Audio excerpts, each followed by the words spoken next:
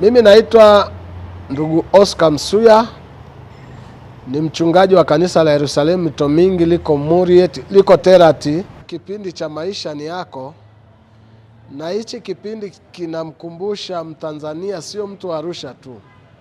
Kinamkumbusha Mtanzania ajue kwamba aliyebeba dhamana ya maisha yake ni yeye mwenyewe.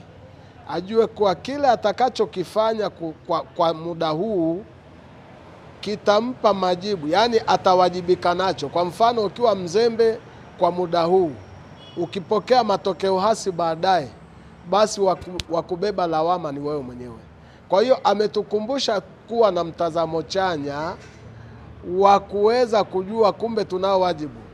Badala ya kupoteza muda kukaa kwenye vijiwe na kulaumu serikali na kujadili kuhusu mambo ya siasa, kumbe ninao wajibu wa kuhakikisha ninazalisha kitu baada ya kesho nije kubeba matokeo chanya. Kwa hiyo kwa kweli haya sio watu wa Arusha tu. Mimi nimepokea simu kutoka watu kutoka Mwanza, kutoka Dar es Salaam na kutoka mkoa wa Kilimanjaro, wanafurahia kipindi hichi.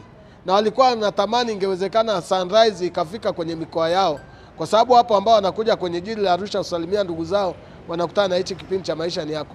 Lakini pia tuna shuhuda mbalimbali za wananchi wa Arusha wanasema baada ya kufundishwa kuhusu time management na baada pia kufundishwa namna ya kusave fedha, imewasaidia pia kufikia malengo kwenye kile wanachofanya.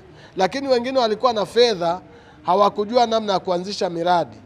Kwa kupitia hichi kipindi, hata mimi mwenyewe yapo mambo ambayo yamenisaidia pia. Kwa hiyo hichi kipindi Mstahiki Meya amefanya vyema, na pia amewaasa watumishi wa Mungu kuwafundisha wafuasi wao au waumini wao kufanya kazi.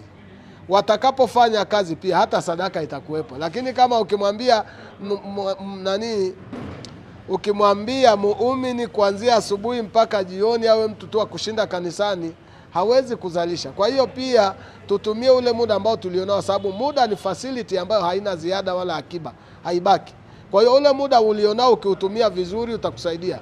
Zamani tuliambiwa mtu akichanganyikiwa ataokota makopo. Siku hizi hata makopo ni biashara. So you have to do something. Hakikisha kila siku una kitu cha kufanya, lakini uwe na nidhamu. Lakini kama somo la leo lilivyosema, kuwa na kitu kinachoitwa deadline. Maana yake ujiwekee malengo kuwa mpaka siku fulani au tarehe fulani ninafanya kitu fulani. So ni nzuri sana, na mimi naunga mkono.